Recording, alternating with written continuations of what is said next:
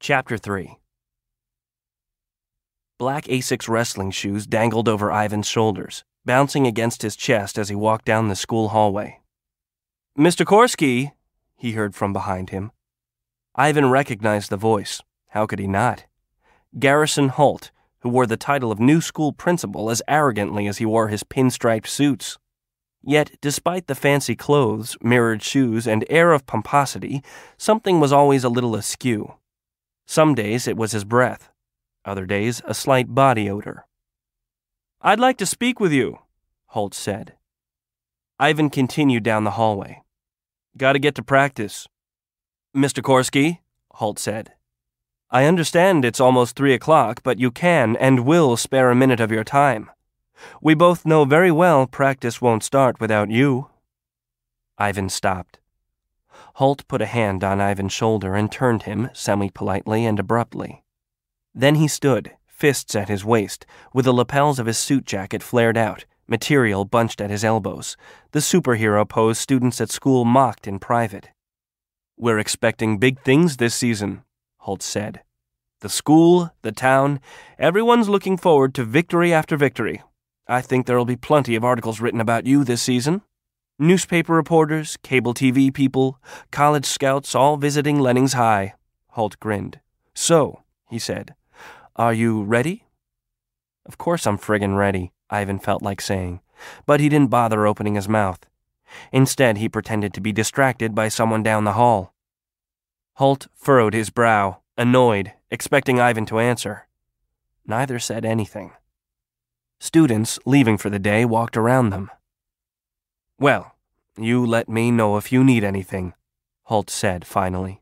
"Anything at all. When this is said and done, I want to be able to say we've crowned our first wrestling state champion. That's very, very important.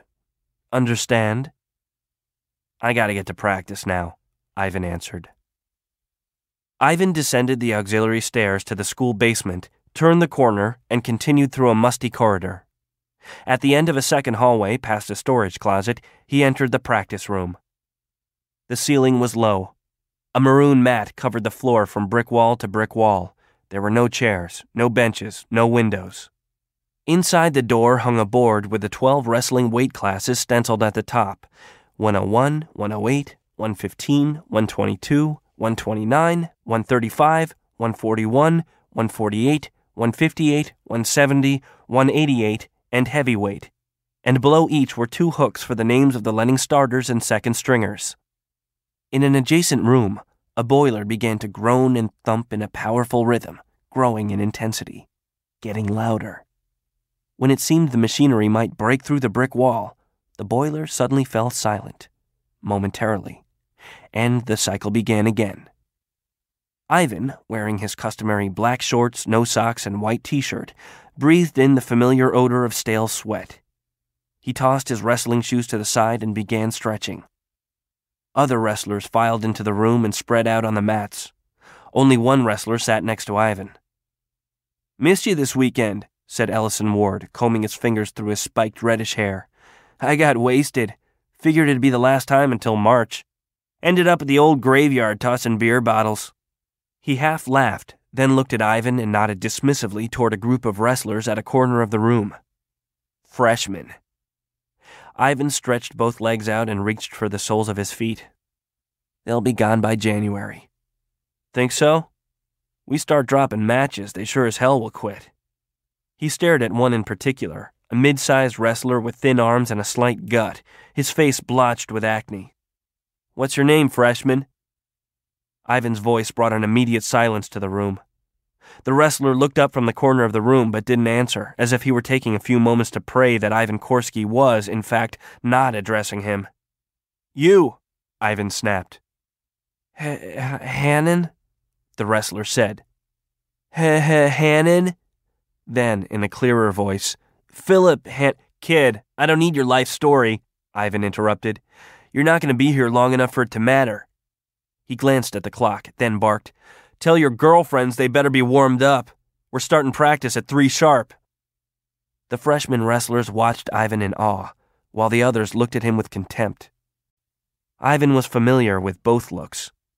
3 years ago, early in his freshman season, Ivan dismantled, Johan Mills, a senior captain and the most popular athlete at Lennings, in a challenge match for the starting spot. While Ivan's name would remain on the top hook at 108 pounds for the rest of the season, his outcast status at Lennings was cemented that afternoon. Ivan was ignored at practice, before matches, even away from the wrestling room. Out of spite and jealousy, he was sure. The team's coach, Louis McClellan, saw it and said nothing, something Ivan would never forget. It was only when Ivan won that the team acknowledged him, and then it was only half-heartedly and begrudgingly. He learned the importance of winning for himself, and did so often, setting school records for victories and pins by a freshman. Then as a sophomore, and as a junior, he had learned his 4-year quest for a state title would be a solitary one. Lying on his back, Ellison bridged up on the crown of his head. He rolled forward and backward, then side to side. "Got a letter from the coach at Montclair State," he said. "Gonna visit the campus Thanksgiving weekend. My pop wants me staying close. Coaches must be calling you all the time." Ivan put on his wrestling shoes. "Too many, too often." Ellison walked his feet closer to his head, his back arched severely, bluish veins rising from his freckled skin. "Where are you looking?" "Nowhere around here." Ivan stood up and began bouncing on the balls of his feet. Immediately, the other wrestlers followed his lead. He saw the hope in their eyes, the hope that this would be the year Lennings surprised teams in Hunterdon County and won a handful of dual meets. He shook his head. They were fooled by the optimism of a new season, when a glimmer of promise still existed. "Don't fool yourselves," he thought. "Nothing's different from last year, or the year before, or the year before that." Ellison turned to his stomach and began doing push-ups. "How's your weight?" "A little under 143. "What weight you going?" Ivan shrugged. 135 for Hillsborough and the Hunterdon Central tournament. Maybe cut to 29 after. I'll see." He offered a hand to Ellison and pulled him to his feet. "Takedowns." Ellison nodded, and the two wrestlers faced each other. Behind Ivan, the boiler chugged to life again. His legs sizzled along the mat and his arms knifed into position as he finished off a double-leg takedown, lifting Ellison high off his feet and down to the mat. Ellison did the same. Back and forth they continued. The practice room door shut. Ivan turned. The sight of Louis McClellan knotted his stomach. Another season of him staring, watching every move he made, on and off the mats, in the locker room, in the hallways. It didn't matter. McClellan was always there. The intrusive eyes, the paunch of neglect, the undeserved authority of a mediocre wrestler 15 years past his time. McClellan moved to the center of the room. "Okay, Lennings, let's start the season." The wrestlers spread out slowly. "I know those of you returning to the team are all too familiar with the lack of success we've had." As if on cue, the boiler kicked into high gear, sending a thumping through the room so strong Ivan could feel the vibrations through his wrestling shoes. McClellan raised his voice. "But there's no reason why we shouldn't be able to change what's happened to this program over the past few years. This season, we're not going to fall into the trap of expecting to lose. We are going to be better." He pumped his fist. "Of course, I want each of you to understand there's more to being a Lennings wrestler than simply winning or losing." The incessant pounding grew even louder. McClellan's voice kept up until he was shouting.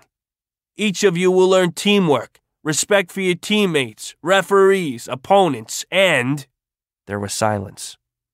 McClellan's voice quieted. "And coach. I won't ask for everything, but I will ask for this.